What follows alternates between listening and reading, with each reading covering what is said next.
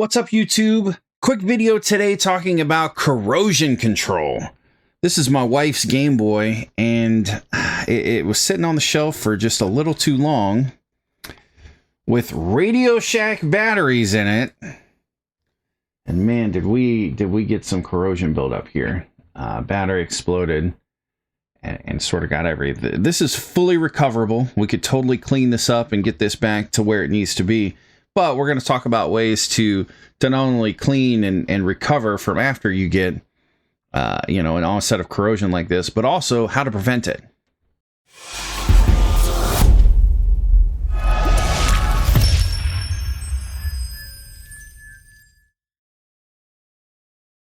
All right, let's talk about this mess. So what you're seeing here is battery corrosion. It's a pretty common sight in older electronics like a Game Boy. If things sit too long, it's going to happen. It's bound to happen. But what actually happened here? Okay, so batteries, usually older alkaline ones like this, when they sit unused for too long, or they're in an environment with like high heat or high moisture, they can start to leak. And inside those batteries is a chemical called potassium hydroxide, which is super corrosive. It is not fun. You don't want to get on you. Honestly, even this bit here that's sort of solidified, if you get it on your skin, it will start to burn. Not right away. And it can be dissipated with water most of the time, but it is a very corrosive agent. But once it leaks out, it reacts with these contacts that are down here, these metal battery contacts, right? And that sort of interaction here is what causes this corrosion buildup.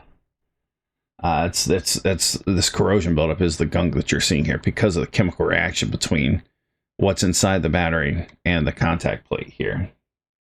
So not only, obviously it's ugly, you don't like it, but it can destroy, it'll eat away this metal eventually. There are kits that you can get where you can replace the contacts inside. I don't think we're that far gone. I think we're going to be okay. We're just going to be able to clean it up. But we'll see. The good news is that no matter what level of corrosion, there's usually a way to repair it, to get it fixed. And that's what we're going to go through today. So I'm going to get these batteries out. I'm going to pull the shell apart, and we'll take a good look at what we got going on and what we can do about it.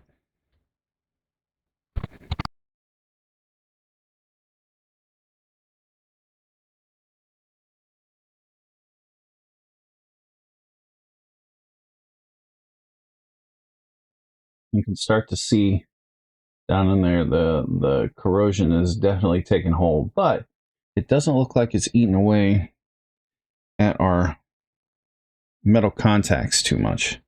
So I think we are going to be able to save this. So where I start with cleaning up corrosion is I start with isopropyl alcohol. It usually isolates everything, gets everything cleaned up really well. For things that are much worse, you can use baking soda. Baking soda naturally works against the corrosion. It will help break it down. So you can usually make a paste with baking soda and water. I don't think that's going to be necessary here. I think we're going to be able to get most of this out and be looking pretty good.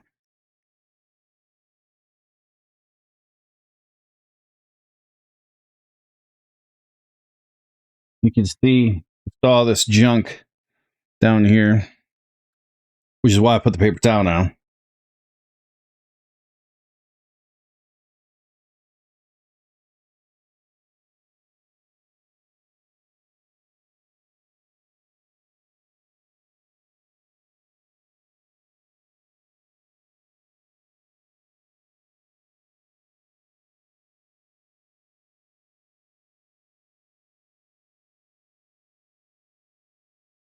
That's looking a lot better.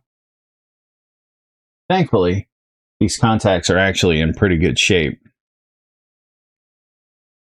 All right, we took things a step further, and I went ahead and pulled the card reader side, the cartridge reader side of the motherboard out.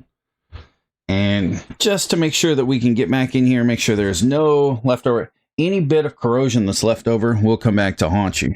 So getting in here, cleaning everything up really well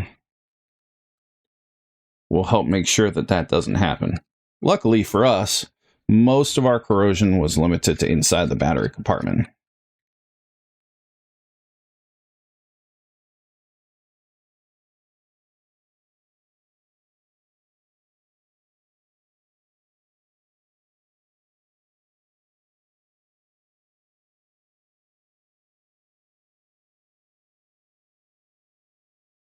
See, here's a good example. See if I can get you focused in on that or not. Right down in here is the back side of that contact plate. Right here on this back side, there's some hidden buried corrosion down in there. Some gunk that we really need to get out or it's going to come back and bite us. So what we're going to do is we're actually going to pull these contacts out and then give them a really good cleaning.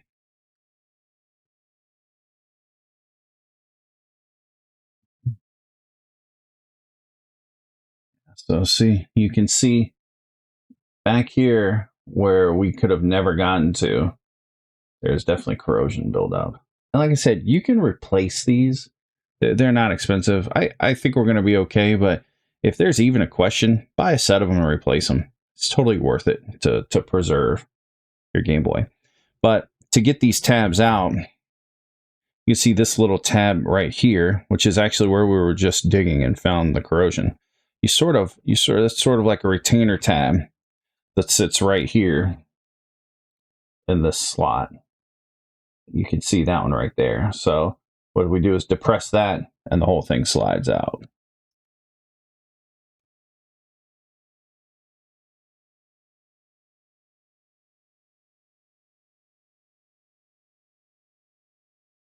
Like that. See, there was even a little bit there just from the cleaning and stuff. So this was good.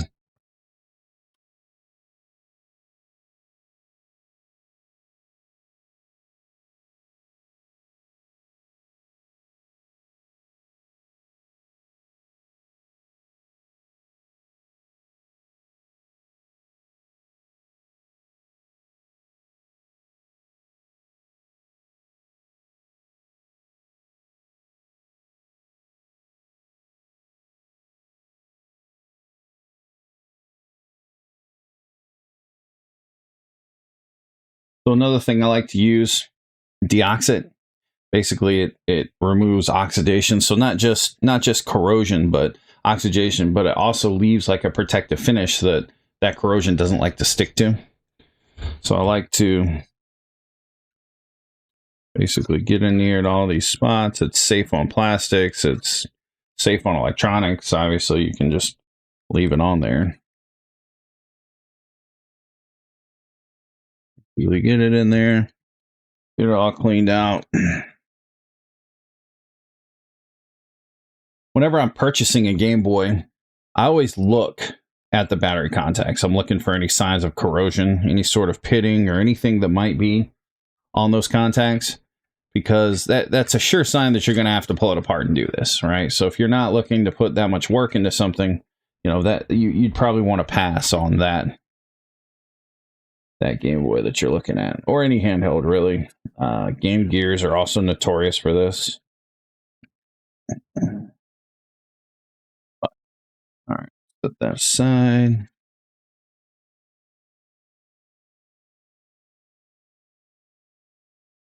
All right, now we can tackle these contacts.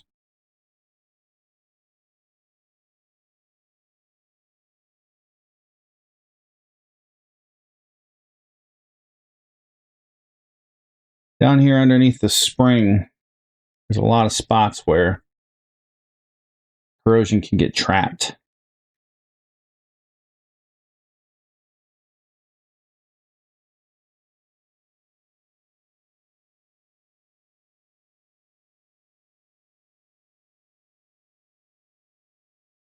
So reassembling, I want to keep them kind of where they were.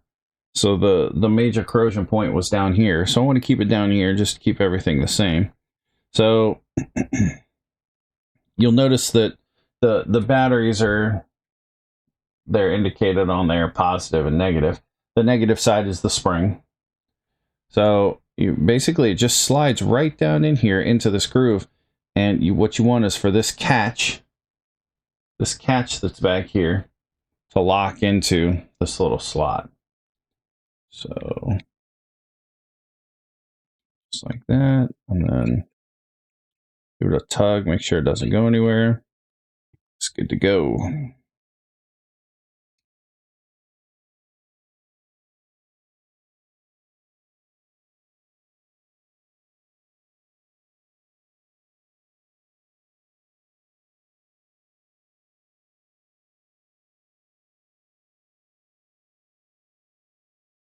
You see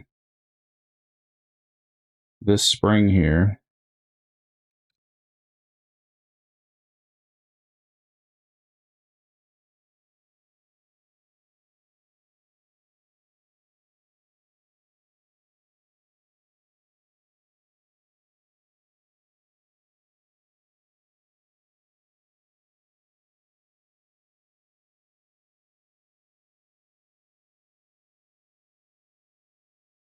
You see, this one's not locking in. So what we need to do is push this tab through the back just a little bit, sticking out just a bit. See if I can get it to focus. Yeah, just like that, so that it will lock into place.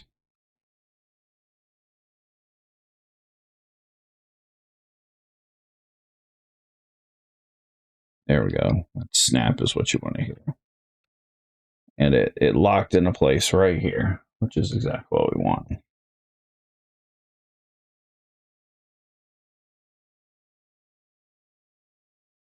All right, I'm going to reassemble and give her a test. All right, we got everything back together.